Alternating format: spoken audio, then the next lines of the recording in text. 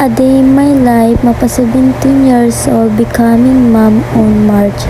Hi mga Mima, hapon na pala ng mga oras na yan at ako ay maliligo. At dito lang naman po ako maliligo sa aming salog. Flex ko lang po siya. At yung sasabi po na madumi po yan, hindi po. Madami po dyan ang naglalaba, naliligo, nag-iigib ng tubig.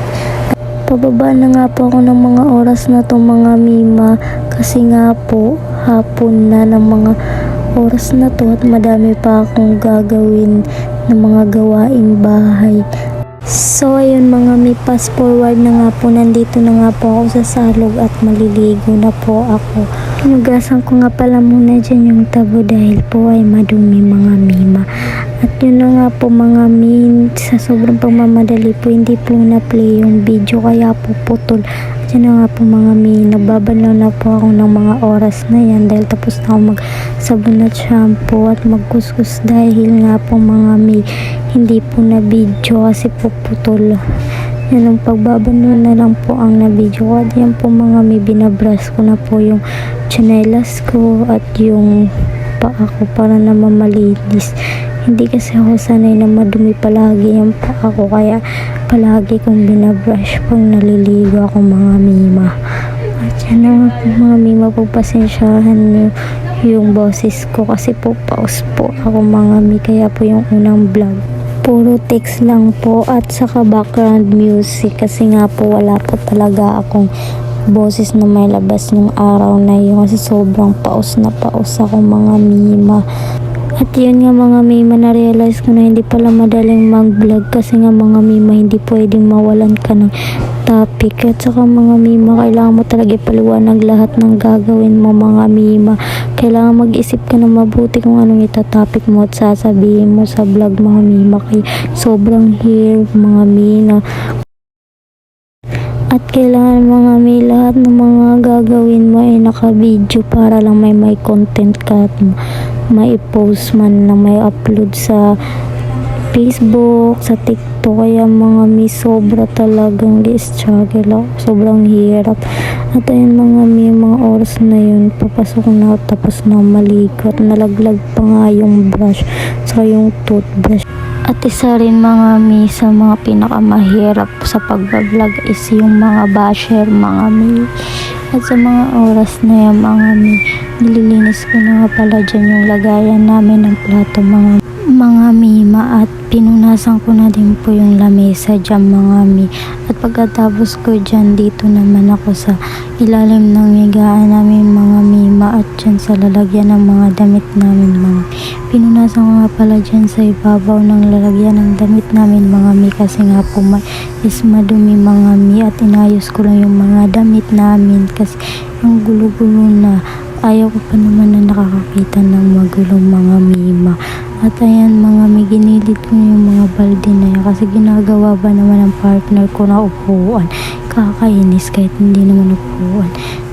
At katapos kong ayusin yung mga damit namin mga Mima is nagwalis na ako dyan mga Mi. Hindi pa pala ako nakapagsukulay dyan mga Mima kasi nga po inuna ko na ang paglilinis mga Mima bago ayusin ang sarili ko. Habang pinapatuyo ko pa yung buhok ko, maglilinis muna ako. At yung mga Mima, ibabalik ko lang yung tuwalya dyan dahil medyo tuyo na naman yung buhok ko at medyo tapos na ako sa gawain. Nagsuklay lang naman muna ako dyan mga Mima bago ako magtupi ng mga damit namin, ng mga nilabhang ko nung isang araw mga Mima. Hindi ko na itupi agad kasi nga mga Mima, sakit yung ulo ko nung kahapon mga Mima kaya hindi ako nakapagtupi kaagad mga Mima. Pagpasensyahan nyo nga na palagid mga Mima yung tumatawa sa background kasi nga po mga Mi, ang ingay nga po ng mga ka-boardmate namin dito mga Mima. At ayun mga Mima, nagtupi na ako ng mga oras na yan mga Mi. Yan nga pala yung mga nilabang ko nung isang araw mga kunti lang naman, hindi ako naglalaban ng masyado marami.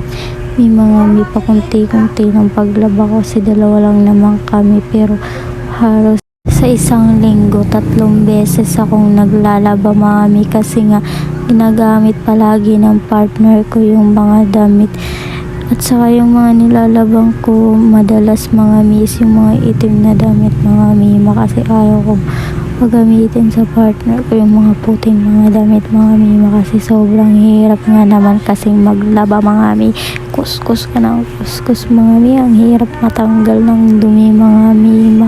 Kaya ayan, hindi ako nagpapasuot ng mga tikulor na damit sa kanya mga mima at natutulog nga pala mga oras na yan yung partner ko mga mima.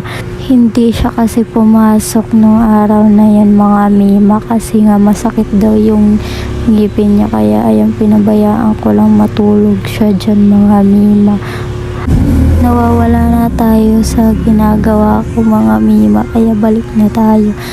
Diyan mga mima, inayos ko na dyan yung mga tinupi ko damit mga mi at pati yung mga hanger mga mi inayos ko na kasi yan yung pinakaayaw ko na magulo yung hanger mga mima.